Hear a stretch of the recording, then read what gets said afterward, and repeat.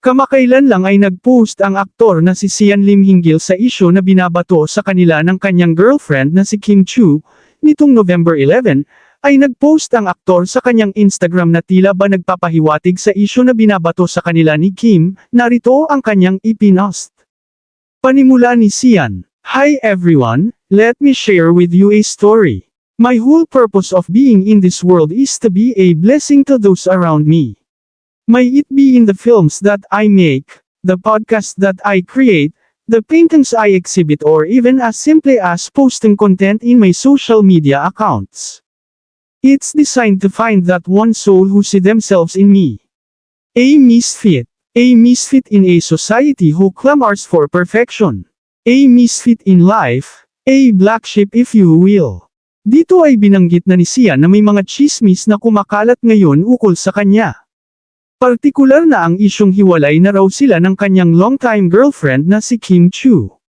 Plenty of hearsay happening right now, and I would like to ask everyone to be mindful of what you chose to believe in deceiving headlines, and other information used to just pretend to know the whole story for personal gain and traction, saad ni Sian.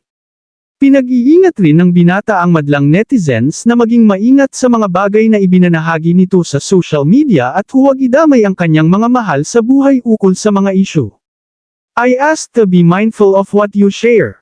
Leave my family and friends out of this insignificant issue compared to what is happening in the world, our country, or even deep within ourselves. I am in the entertainment industry, but I am not here to entertain.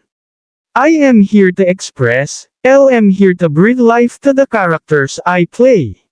I am here to tell you a story in whatever shape or form it may be. Wala rin daw siyang dapat i-explain sa mga nangyayari sa ibang tao at patuloy lang niyang gagamitin ang kanyang boses para sa kanyang purpose sa buhay. Lahad pa ni Sian, I am not here to explain and satisfy one's curiosity.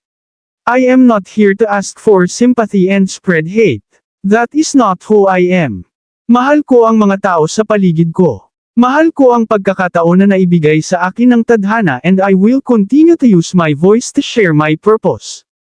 I will continue to find it, search for it, and be the best version of me that I can become, and hopefully leave a mark in this lifetime. Subalit sa post niyang ito ay lalong nag-push sa mga netizen ang haka-hakang wala na talaga sila ni Kim. Narito ang mga komento ng ilang netizens.